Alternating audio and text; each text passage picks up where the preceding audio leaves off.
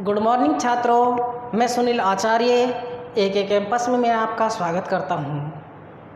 मैं आपको संस्कृत अध्याय के अंदर व्याकरण का जो हमारा मुख्य टॉपिक है वह है समास। और आज हम समास का विशेष रूप से इसका मुख्य रूप से अध्ययन करने की ओर जा रहे हैं, जो हमारे छोटे से कंपटीशन से लेकर बड़े से बड़े कंपटीशन में संस्कृत के अंदर लगभग 3 या 4 नंबर का पूछा जाता है। इसके अंदर सबसे पहले मैंने यहाँ लिखा है समास। समास के अंदर 1 नंबर में पूछा जा सकता है कि समास की परिभाषा क्या है। तो वहाँ ऑप्शन में आपको 4 ऑप्शनों में दिया गया होता है, तो वहाँ आपको एक चुनना होता है। जैसे कि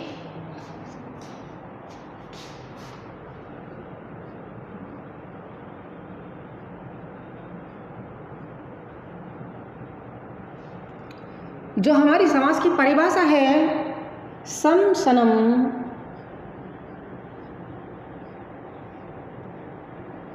समासम।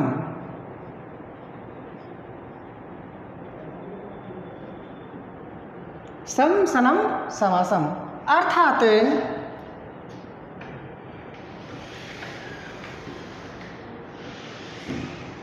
शब्दों के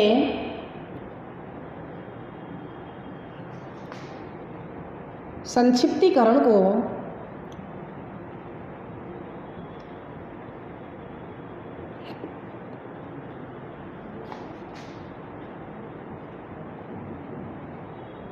समास कहते हैं।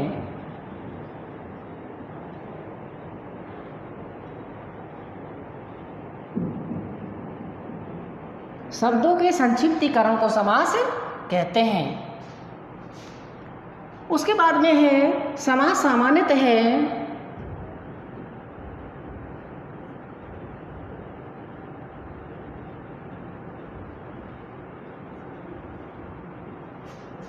षड् प्रकाराः भवन्ति।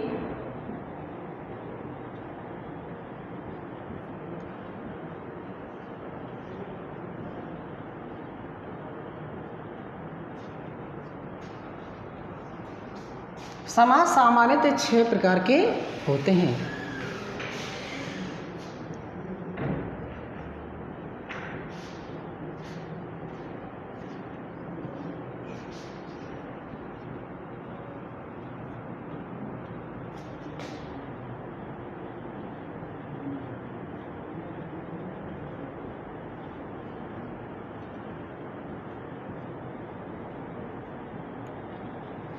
देखिए, एक बार फिर से मैं रिवाइज कर रहा हूँ कि जो हमारी समास की परिभाषा है 1 नंबर में पूछी जा सकती है कि समास क्या कथ्यते हैं, समास किसे कहते हैं। तो वहाँ आपको बताना होता है कि सम सनम समासम अर्थात शब्दों के संक्षिप्तीकरण को समास कहते हैं। यह क्लियर होता है। उसके बाद में पूछा जा सकता है कि समास सामान्यतः है कति प्रकारा भवन्ति। तो आपको वहाँ बताना है समास सामान्यतः है षड् प्रकाराः भवन्ति अर्थात समास सामान्यतः 6 प्रकार के होते हैं। अब हमें उनका नाम पता होना चाहिए कि वे 6 होते कौन कौन से हैं। तो सर्वप्रथम जो प्रथम नंबर पे आता है वह होता है अव्ययी भाव समास।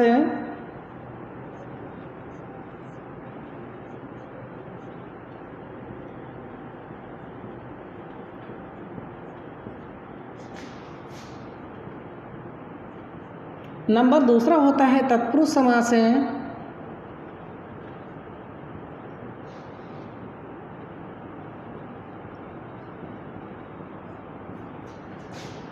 नंबर जो 3 होता है वह होता है अपना कर्मधारय समास।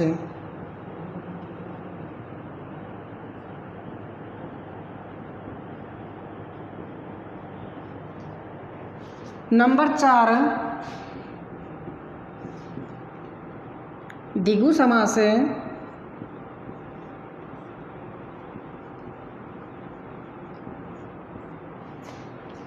नंबर 5 द्वंद्व समास।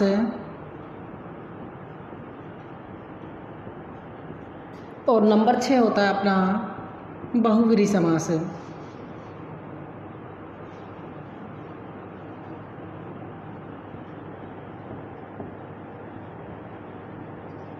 क्लियर? एक बार फिर से देखिए, नंबर पहले पर आता है अपना अव्ययी भाव समास है, नंबर 2 पर आता है तत्पुरुष समास है, नंबर 3 पर आता है कर्मधारय समास है, नंबर 4 पर आता है द्विगु समास है, नंबर 5 पर होता है अपना द्वंद्व समास है, और अपना जो लास्ट होता है 6ठा नंबर होता है वो होता है बहुव्रीहि समास है। तो आज हम सर्वप्रथम अव्ययी भाव समास का अध्ययन करते हैं।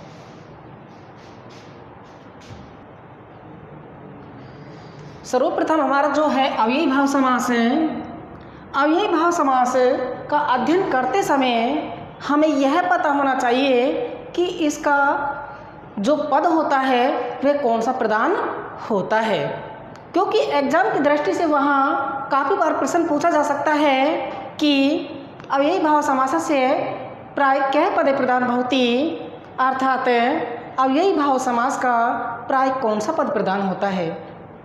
तो वहाँ ऑप्शन में आपको प्राय पूर्व पद, उत्तर पद, अन्य पद और कोई भी दे सकता है, तो वहाँ आपको यह चीज़ पता होना चाहिए। तो देखिए इधर अव्ययी भाव समास से प्राय पूर्व पद प्रधान भवति, अर्थात अव्ययी भाव समास का प्राय पूर्व का अर्थ होता है पहला, पूर्व का अर्थ क्या होता है, पहला पद प्रधान होता है। यदि वहाँ दिया गया हो उत्तर पद तो समझ लेना चाहिए दूसरा पद होगा। क्या होगा? दूसरा पद। तो इन चीज़ों का हमें विशेष करके ध्यान रखना चाहिए। उसके बाद में अव्ययी भाव समास के अंदर या तो प्रथम पद अव्यय होगा या कोई ना कोई उपसर्ग दिया गया होगा। इन दोनों पदों से अव्ययी भाव समास की पहचान की जाती है। तो यहाँ ध्यान देना आपको, यहाँ है समास, इधर मैंने लिखा है समास विग्रह। समास होता है जुड़ा हुआ पद और समास विग्रह होता है दोनों पदों को अलग करना।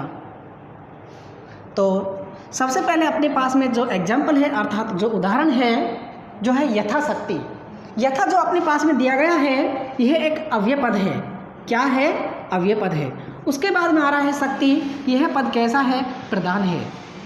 तो यथा माने होता है जैसा या जैसी, शक्ति का अर्थ था अनुसार, अर्थात शक्ति के अनुसार। हमने यहाँ हिंदी में बोला शक्ति के अनुसार।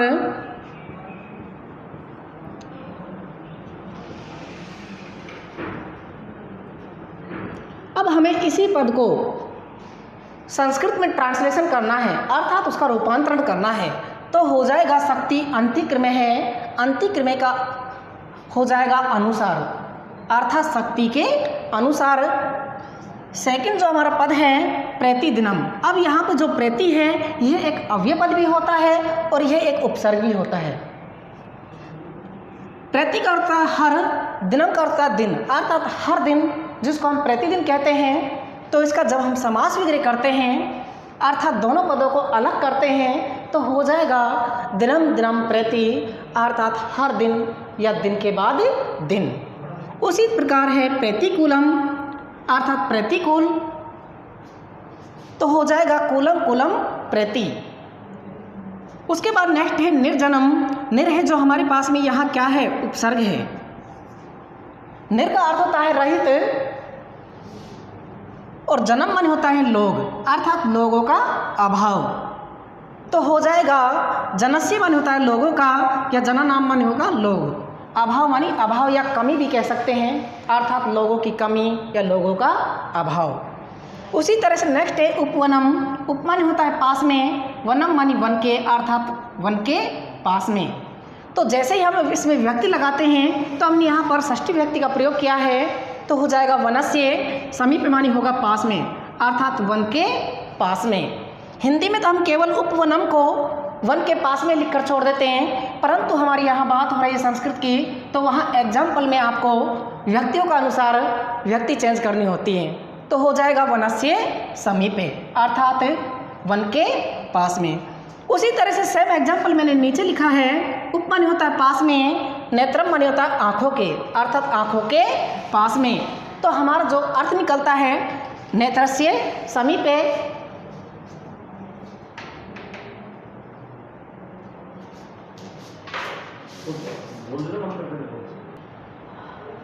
तो नंबर तो है अपना तत्पुरुष समास। तत्पुरुष समास का हमें अध्ययन करते समय हमें यह पता होना चाहिए कि जो तत्पुरुष समास है इसका प्राय कौन सा पद प्रधान होता है। तो देखिए इधर तत्पुरुष समासस्य प्राय उत्तर पद प्रधान भवति, तत्पुरुष समासस्य प्राय उत्तर पद प्रधान भवति, अर्थात तत्पुरुष समास का प्राय उत्तर अर्थात दूसरा पद प्रधान होता है। उससे पहले हमने अध्ययन किया था अव्ययी भाव समास का, जिसका प्राय पूर्व पद प्रधान था अर्थात पहला पद प्रधान था। उसके बाद में वहाँ पर जो पहला पद था वे कोई या तो अव्यय पद होना चाहिए या कोई ना कोई उपसर्ग दिखाई देना चाहिए, परंतु यहाँ पर व्यक्ति, वचन, लिंग, लकार इत्यादि शब्दों का मेल होना चाहिए। सामान्य सी बात है, यह चीज़ हमें ध्यान होनी चाहिए। उसके बाद में हम चलते हैं समास और समास विग्रह, अर्थात जो सामासिक पद है और जो हमारा विग्रह पद है उनकी ओर चलते हैं। तो सर्वप्रथम हमने उदाहरण लिया है ग्रामगत, अर्थात ग्रामगत, ग्राम का अर्थ है गाँव को, गते मानी जाना, अर्थात गाँव को जाना ग्रामगत है। उसके बाद में है शरणागत, अर्थात शरण को आना, शरण को आना, तो हो जाएगा शरणम आगते है, शरणम आगते है अर्थात शरण को आना। उसके बाद में नेक्स्ट है हमारा तृतीय भूत बलि, अर्थात भूत के लिए बलि, के लिए संप्रदान के लिए, अर्थात चतुर्थी व्यक्ति हो गई तो हो जाएगा भूताय बलि। उसके बाद नेक्स्ट है हमारा रणमुक्त, उससे पहले देखिए चोर भयम, चोर मान्यता चोर से, भयम करता डरना, चोर से डरना, जब हम डर रहे हैं वह धातु आ रही है अर्थात वहाँ पर हमारा अपादान कारक हो जाता है। तो यहाँ आपको जब अपादान कारक है तो वहाँ हमें पंच विभक्ति का प्रयोग करना होता है, तो हो जाएगा चोरात भयम। नेक्स्ट है हमारा रणमुक्त, रण माने होता है कर्जे से, मुक्त माने होता है अलग होना, अर्थात कर्जे से छुटकारा पाना या अलग होना, तो अलग हो रहे तो वही संप्रदान अपादान कारक होगा, तो हो जाएगा रणात मुक्त, अर्थात कर्जे से अलग होना। नेक्स्ट है हमारा नख भिन्ने, अर्थात नाखूनों से भिन्न, नाखूनों से भिन्न या नाखूनों से अलग, तो हो जाएगा नखई भिन्ने, नखई भिन्ने। एक बार फिर से देखिए ग्रामगत, ग्राम माने होता है गाँव को, गत माने होता है जाना, अर्थात गाँव को जाना। शरणागत, शरणम माने होता है शरण को, आगते मानी आना, अर्थात शरण को आना। भूत बलि हो जाएगा भूताय बलि, अर्थात भूत के लिए बलि। नेक्स्ट है चोर भयम, चोर का देखिए चोरात, भयम अर्थात चोर से डरना। नेक्स्ट है रणमुक्त, रण माने होता है कर्जे से, मुक्त माने होता है अलग होना, तो हो जाएगा रणात मुक्त। उसके बाद है नख भिन्ने, अर्थात नाखूनों से भिन्न या नाखूनों से अलग, तो हो जाएगा नखई भिन्ने। ठीक है। उसके बाद मैं आपको एक चीज़ और बता देता हूँ कि जो हमारा एग्ज़ाम होगा, एग्ज़ाम में वहाँ ग्रामगत दिया गया होगा और वहाँ ऑप्शन दे दिया गया होगा कि यह कौन से समास का है। वहाँ आपको तत्पुरुष, द्विगु, अव्ययी भाव समास, बहुव्रीहि समास देगा, तो वहाँ आपको छांटना होगा कि हमने ग्रामगत कौन से समास में पढ़ा था, तत्पुरुष समास में, तो वहाँ आपको तत्पुरुष समास के क्लिक कर देना। तो छात्रों नंबर 3 है हमारा कर्मधारय समास। कर्मधारय समास का हमें अध्ययन करते समय इसकी परिभाषा के बारे में हमें पता होना चाहिए कि जो हमारा कर्मधारय समास है इसकी परिभाषा क्या होती है। तो देखिए सबसे पहले कर्मधारय समासस्य प्राय पूर्वपद विशेषण या उपमेय भवति, अर्थात कर्मधारय समास का प्राय जो पूर्वपद होता है अर्थात जो पहला पद होता है वह क्या होना चाहिए, क्या तो विशेषण होना चाहिए या उपमेय पद होना चाहिए। उसके बाद में कर्मधारय समास का प्राय उत्तर पद विशेष्य या उपमान भवति, अर्थात जो इसका दूसरा पद होता है या तो विशेष्य होना चाहिए या फिर उपमान होना चाहिए। अर्थात जहाँ पर उपमेय का उपमान किया जाता है वहाँ कर्मधारय समास का प्रयोग किया जाता है। यहाँ जहाँ पर विशेषण पद की विशेषता बताई जाती है वहाँ पर कर्मधारय समास का प्रयोग किया जाता है। तो देखिए मैंने वही यहाँ पर लिखा है कि कर्मधारय समास से प्राय पूर्व पद विशेषण या उपमेय भवति, उत्तर पद विशेष्य या उपमान भवति। अर्थात कर्मधारय समास का प्राय पहला पद विशेषण या उपमेय होता है एवं दूसरा पद अर्थात उत्तर पद विशेष्य या उपमान होता है। तो देखिए सबसे पहले हम देखते हैं समास और समास विग्रह अर्थात समासिक पद का समास विग्रह करना, सामासिक पद का समास विग्रह करना। तो हमारे यहाँ सर्वप्रथम है श्वेत कमलम। श्वेत माने होता है सफ़ेद, कमलम माने कमल, अर्थात कैसा है कमल? सफ़ेद है, अर्थात सफ़ेद है जो कमल। अर्थात यहाँ कमल की विशेषता बताई जा रही है कि जो कमल है वे कैसा है? सफ़ेद है।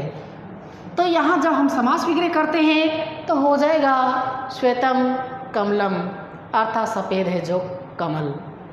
उसी प्रकार से नेक्स्ट है हमारा नील कमलम। नीलम मन होता है नीला, कमलम मन होता है कमल। कमल कैसा है? नीला है। तो यहाँ कमल की विशेषता बताई जा रही है कि जो कमल है कैसा है? नीला है। तो इसका जब हम समास विग्रह करते हैं तो हो जाएगा नीलम कमलम। उसके बाद में है पीताम्बरम। पीत माने होता है पीले, अंबर माने होता है आकाश, अर्थात पीला है जो आकाश। तो यहाँ आकाश की विशेषता बताई जा रही है कि जो आकाश है कैसा है? पीला है। तो जो हमारा समास विग्रह होगा अर्थात जो सामासिक पद है जो हमारे पास में पीताम्बरम है तो उसका समास विग्रह हो जाएगा पीतम अम्बरम। उसके बाद नेक्स्ट है हमारा घनश्याम। घन माने होते बादल, श्याम माने होते काले। अर्थात यहाँ बादलों की विशेषता बताई जा रही है कि जो बादल हैं वे कैसे हैं? काले हैं। तो यहाँ बादलों की विशेषता बताते हुए कहते हैं कि यहाँ बादल कैसे हैं? काले हैं। क्योंकि घन माने होते हैं बादल, श्याम माने होता है काले, अर्थात बादल हैं जो कैसे हैं? काले हैं। उसके बाद है कृष्ण सर्प। कृष्ण माने होता है काला, सर्प माने होता है सांप। तो यहाँ सांप की विशेषता बताई जा रही है कि जो सांप है वे कैसा है? काला है। तो इसका जैसे ही हम समास विग्रह करते हैं तो जो हमारा समास विग्रह होगा वह हो जाता है कृष्ण इव सर्प इति। कृष्ण इव सर्प इति। तो इसी प्रकार से एग्जाम में वहाँ नील कमलम दे सकता है या पीताम्बरम देगा तो वहाँ आपको या तो समास पूछेगा कि इसका जो समास होगा वह क्या होगा, तो आपको बताना होगा पीताम्बरम होगा। यदि पीताम्बरम शब्द दिया गया हो तो वहाँ आपको समास विग्रह करना होता है, तो दोनों पदों को अलग अलग करना है अर्थात पीतम अम्बरम। उसी प्रकार से यदि घनश्याम दे दिया जाता है तो घनश्याम पद का आपका क्या करना है? समास विग्रह करना है। तो आपको उसी तरह से जिस प्रकार से हम लोगों ने यहाँ पर पढ़ा है कि घन इव श्याम इति, घन इव श्याम इति, अर्थात प्रकार से हमें इन पदों को अलग अलग करके लिखना है। बाकी हम कल अध्ययन करते हैं।